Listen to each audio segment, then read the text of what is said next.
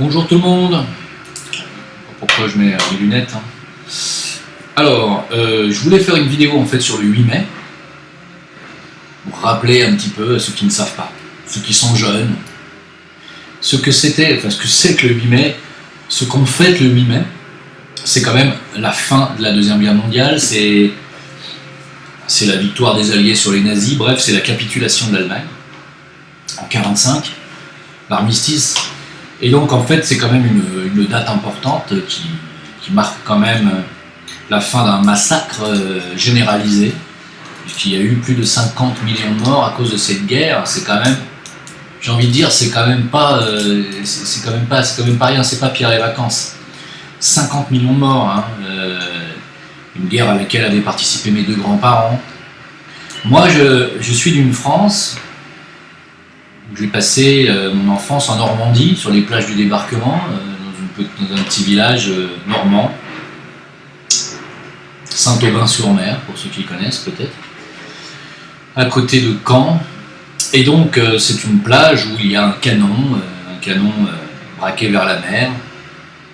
Il y a chaque année la retraite au flambeau. Alors je ne sais pas s'ils le font encore, mais nous tous les 14 juillet c'était la retraite au flambeau, c'est-à-dire tout le village défilait avec, alors les enfants portaient un bâton et au bout du bâton il y a une petite bougie et autour de la bougie un petit photophore en papier et tout le monde a ça dans la rue, c'est super beau. On suit le tambour, vous savez, la fanfare, et on défile dans la rue la nuit comme ça, le soir, donc c'est super beau. On va jusqu'à la mer, quand c'est marée basse c'est magnifique, il n'y a pas de vent, la mer est retirée. Et il y a le feu d'artifice sur la plage et tout le monde regarde, tout le monde fait « Oh, la belle bleue, oh la belle bleue ». Ça, c'était mon enfance. Puis bon, à Paris, on a toujours commémoré le 14 juillet, on a toujours commémoré le 8 mai, pas toujours. Pas toujours. Et en fait, mes grands-parents, si vous voulez, moi, ils m'ont baigné dans cette culture, ils m'ont baigné dans la souffrance qu'a occasionnée cette Seconde Guerre mondiale. Mes grands-parents qui ont été séparés pendant 4 ans, mes deux autres grands-parents pareil, puisque eux ils venaient d'Italie, et pour avoir la nationalité française, on a mis un fusil dans les mains de mon grand-père, on lui a dit vas-y cours, parce qu'on lui a donné un fusil sans balles, si vous voulez. Il n'avait pas de balles, il n'avait pas de cartouche. Il a fait que courir pendant 4 ans. Il s'est tiré, il a même fini en Angleterre. Je ne sais pas comment ça s'est passé cette histoire, je n'ai jamais vraiment voulu écouter parce que les récits d'armée, les récits de guerre, j'ai toujours été imperméable quand j'étais jeune. Je ne voulais pas en entendre parler, je ne voulais pas entendre parler de l'armée, j'étais totalement anti-militariste. Mon angoisse c'était de faire le service militaire, vous voyez, donc, pour vous dire. Et donc j'ai tout fait pour me faire exempter, hein, et ça a marché bien sûr. Et donc, j'ai pas honte de le dire. Ce que je veux dire par là, c'est que c'était quand même la France de l'époque.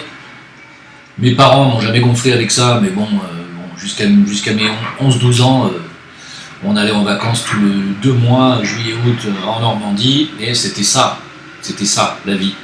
C'est rythmé, surtout en Normandie, c'est rythmé aux dates anniversaires du débarquement des Américains et des Alliés, et à la victoire de la France sur l'Allemagne nazie. Demandez pas à un Normand aujourd'hui s'il aime les Allemands. Enfin, parmi la jeunesse, peut-être qu'ils vous diront que oui, mais parmi les personnes âgées, certainement pas. Vous voyez ? Voilà. Si vous voulez, il y a encore des stigmates, il y a encore des cicatrices de cette occupation allemande et de ces dégâts occasionnés par cette Allemagne nazie qui a occupé la France, et pas seulement, et qui a détruit beaucoup de choses. Alors, à cette époque-là, j'étais pas encore né, mais à l'époque de la naissance de mes parents, le 8 mai, sur les Champs-Élysées, c'était ça. Moi, je vous laisse découvrir ces photos, je vous laisse découvrir ce que c'est qu'une France unie, je vous laisse découvrir ce que c'est qu'un peuple français. Regardez bien. Alors évidemment, sur ces photos, on voit bien qu'il s'agit quand même de Français, qu'il s'agit de gens majoritairement blancs. Hein. Alors chrétiens, à cette époque-là, je peux vous garantir que oui, même s'il y avait déjà beaucoup de gens qui voulaient s'émanciper de ça, il y avait une majorité de gens dans les églises à cette époque-là, à la messe c'était plein le dimanche, voilà, c'était comme ça la France de mes grands-parents, c'était mes grands-parents, c'est pas si vieux que ça, on parle pas du siècle, enfin si on parle du siècle dernier, mais on parle pas d'il y a un siècle, hein. On parle d'il y a 80 balais, quoi. Même pas, 75 ans. Donc, petit à petit, si vous voulez, moi j'ai connu ça. Hein, j'ai connu ensuite, il y a eu moi je suis né pratiquement un tout petit peu avant Pompidou. Je suis né juste à la fin du règne de Gaulle. Bon, sous De Gaulle, c'était ça. Hein, lui, il manifestait dans la foule. Il n'y avait pas de sécurité, pas de police autour de lui, il n'y avait pas de voiture sécurisée ou de gilet pare-balles. C'était un dirigeant porté par la foule. C'était ça. Vous comprenez, c'est ce qui a fait la grandeur de notre pays, c'est ça. C'est ce que les gens n'arrivent plus à comprendre aujourd'hui. Alors il y en a plein qui vont dire « Ouais, mais ça, c'est le symbole de la France colonialiste. » Mais ta gueule, mais ferme-la. En quoi la France de De Gaulle a été colonialiste? Il a été celui, au contraire, qui a rendu son indépendance, pas seulement à l'Algérie, renseignez-vous. Donc qu'est-ce que vous racontez? Mais qu'est-ce que vous racontez? C'est pas le symbole de la France la colonialiste, c'est le symbole de la France qui était encore grande à cette époque et qui était militairement dépassée par l'Allemagne, mais qui était encore grande et qui avait encore des valeurs et qui avait encore une voix qui porte. On avait Edith Piaf qui était encensée aux États-Unis, qui était considérée comme une énorme star. Aujourd'hui encore, quand on vous parle de chansons françaises outre-Atlantique, on vous dit Edith Piaf, hein, alors que bon, ça fait quand même un bout de temps qu'elle n'est plus là, qu'elle a été remplacée par Marie-Myriam à l'Eurovision, je plaisante, hein, et par Maître Gims plus récemment, pour vous dire, voilà. Donc c'était ça, c'était la France, elle était unie avec le reste du monde. On était. Alors qu'est-ce qui s'est passé? Je veux dire, à quel moment on s'est croisés là? Qu'est-ce qu'il y a eu? Et elle est là la question. Elle est là la question. Qui a eu intérêt à ce que tout ceci s'écroule? Alors évidemment, ça pourrait faire l'objet d'une vidéo, de plusieurs vidéos de plusieurs heures. Il faut écouter les historiens, hein, là, renseignez-vous. Une chose est certaine, c'est que ils, entre guillemets, ils ont détruit tout ça. Ils ont détruit mon pays, ils ont détruit l'identité nationale qu'il y avait à cette époque-là. Giscard a été le pionnier de la destruction de la France. Et c'est Giscard qui, d'ailleurs, pendant son mandat, avait décidé de ne plus commémorer le 8 mai. Eh oui, pendant les années Giscard, de 74 à 81, je crois que c'est ça, renseignez-vous, il avait décidé de ne plus commémorer la victoire, et donc l'armistice et la victoire sur l'Allemagne nazie. Pourquoi? Pour réunir l'Europe, et donc pour construire une Europe fraternelle avec l'Allemagne. C'est un acte qui pourrait être, on va dire, qualifié de trahison, mais auprès de mes grands-parents, oui. Auprès des générations actuelles, non, parce que les générations actuelles n'en ont rien à foutre de l'armistice de 1945, n'en ont rien à foutre de la Deuxième Guerre mondiale, ce qui n'est pas le cas d'une certaine communauté qui, eux, par contre, n'ont pas décidé d'oublier ni de pardonner. Vous voyez. Bon, ça c'est un autre débat. Et donc Giscard a commencé à dire ouais, on va arrêter avec le 8 mai, c'est bon, ça ira. C'est ça. Mitterrand l'a remis. Alors j'ai pas trouvé de photos avec Giscard sur les Champs-Élysées, puisqu'évidemment il ne commémore pas. De Mitterrand, j'en ai pas trouvé non plus. Par contre, vous trouverez les photos de Chirac qui fait des bains de foule sur les Champs-Élysées. Vous allez trouver des photos de Sarkozy aussi, qui fait un petit bain de foule. Il y a les photos de Hollande avec une foule considérable sur les Champs-Élysées. Et puis il y a ça, quoi. Il y a ça. On arrive à un stade où ce système a tellement déconnecté l'élite du peuple et de ce qu'est et devrait être un peuple, c'est-à-dire un peuple uni. Ils ont tellement désunifié le peuple, et je parle pour la France bien entendu, tellement désunifié ce peuple, tellement détruit ce pays qu'on se retrouve à commémorer une date très importante de l'histoire de France avec un président seul, protégé par son armée et ses forces de l'ordre spéciales, avec des Champs-Élysées interdits au public, un président qui porte un gilet pare-balles, voilà ce que ça donne, et sous la pluie, apocalyptique, le symbole total de la destruction définitive de l'identité nationale française, et finalement de l'unité française. Certes, moi je le plains, j'aimerais pas être à sa place, parce que pourquoi? Parce que c'est pas de la faute à Macron, tout ça, comme je viens de vous l'expliquer, ça a commencé depuis Giscard, Pompidou, avec la loi 73, c'est encore les deux. Hein. Giscard, Pompidou, c'est les deux qui ont fait passer la loi Rothschild 73. Hein. Donc c'est eux qui ont commencé à détruire la France, ça aurait été clairement, depuis que De Gaulle a dégagé, ça a été le début. On a commencé à casser les arbres, on a commencé à tailler, à casser les racines des gros arbres. Loi 73 pour endetter la France pour qu'en 2010-2015 on soit ruiné. Et c'est fait.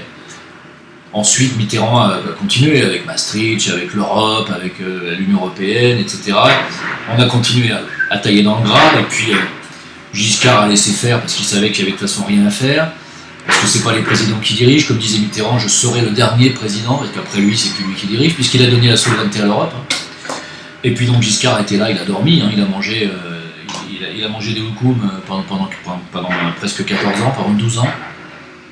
Et après, les petits requins qui sont arrivés derrière, les petits requins du système, alors les petits jeunes, hein, les petits formés par les Young Leaders, par les banques américaines, par la CIA, par la NSA, renseignez-vous par rapport à Sarkozy et sa maman, hein, qui a des rapports avec la CIA, etc., etc. Alors les petits requins formés par les États-Unis, après on vite travaillé le travail, fini le travail. Hein. Alors, Sarko avec le référendum d'Afrique 2005, un tiers de l'or national donné, pratiquement. Ensuite, Hollande, comme il était un peu trop mou, ils lui ont mis un Premier ministre un peu plus, qui servait un peu plus. Voilà. Ils ont mis Valls, on a vu comment ça s'est terminé. Et puis derrière, ils ont mis un petit nouveau, ils lui ont dit tiens, voilà, t'as un grand avenir, vas-y, tiens, tu vas être président, c'est déjà plus qu'un grand avenir pour lui. C'est un poste pour lequel il n'est absolument pas qualifié, il est sous-qualifié pour ce poste en réalité. Hein. Mais si la France était un pays, il serait complètement sous-qualifié, parce que s'il avait à prendre des vraies décisions souveraines, il serait totalement sous-qualifié. Quand il n'y a plus de décisions souveraines à prendre en France et que la France ne dirige plus elle-même sa politique, c'est l'Europe, on peut mettre n'importe qui, hein. On peut mettre Krasuki, il est mort. Et on peut mettre Philippe Poutou, on peut mettre n'importe qui à la tête de la France, ça ne change rien, c'est pas les présidents qui dirigent. Donc j'aimerais pas être à sa place quelque part, Macron, parce que il sait qu'il est politiquement mort, il sait que sa carrière est terminée, mais il continue quand même malgré tout, il se lève le 8 mai, il se lève le matin, il met son gilet pare-balles, il se dit putain je vais prendre de la flotte sur la gueule, mais il faut que j'y aille. Il y va quand même, il y va. Toucher son chèque à la fin du mois, il y va. C'est bien, c'est bien.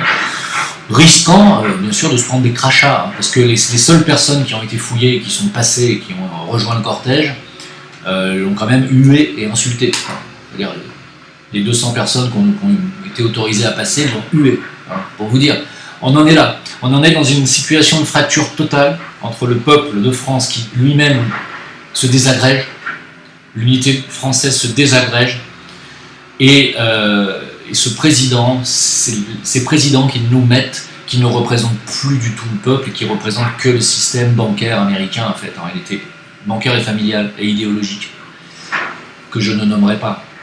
C'est pas la peine. Et en fait, voilà la fracture, voilà où elle est. Voilà où on en arrive dans un pays qui est totalement sous occupation. Ah, quelle occupation? C'est pas l'occupation allemande. Hein. Et non, on est sous une occupation qui ne dit pas son nom, qui est sournoise, qu'on n'a pas le droit de nommer, mais elle est là. Vous voyez son travail invisible, parce qu'ils ont œuvré sur 45 ans, mais visible pour ceux qui savent voir et pour ceux qui ont du recul, qui ont des références historiques. Voilà où on en est aujourd'hui. La question est, pensez-vous vraiment que ça va durer longtemps encore comme ça? La réponse pour moi est claire. Ils savent très bien que non. Ils savent que non. C'est pourquoi ils vont déclencher, à mon avis, un krach financier mondial qui va être énorme.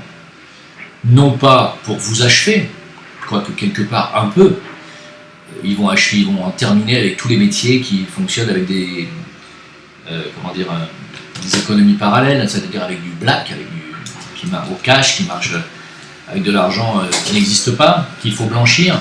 Tout ceci va disparaître, tous les trafics, tous ceux qui travaillent au noir, les musiciens, les peintres, les saltimbanques, même certains techniciens, tous les gens qui prennent du cash, qui prennent un peu comme ça à la main directement, fini, terminé. Sans compter bien entendu que ça va opposer les gens les uns contre les autres, ça va donner lieu à des guerres civiles énormes, des affrontements gigantesques et sanglants. Et autour de ça, il y aura une réunification ensuite. Car après un bain de sang, il y a toujours une réunification. On ne compte plus sur la politique ni un président pour réunifier le peuple parce que c'est impossible aujourd'hui. Voilà. C'était une réflexion que je voulais vous partager. Je trouvais que c'était suffisamment grave pour en faire une vidéo. Je vous remercie de m'avoir écouté. Je vous demanderai juste une chose, si c'est possible, c'est d'aller visionner cette vidéo, si vous voulez bien, sur Utip. Alors, le lien est sous la vidéo, Utip, pas de Tipeee, Utip. Vous allez sur ce lien et vous visionnez la vidéo et vous cliquez sur pub. Ça vous coûtera rien. Et moi, ça va me rapporter un petit peu pour financer un petit peu mes futurs travaux. Hein. Si c'est possible, vous pouvez faire ça. C'est très gentil de votre part. Sinon, VK Facebook à Jim Leveilleur, jimleveilleur@gmail.com pour tous ceux qui veulent acheter du Zincoin ou qui veulent des renseignements sur ce sujet. Et puis, à bientôt. Merci. Merci beaucoup de m'avoir écouté et de votre soutien. Au revoir.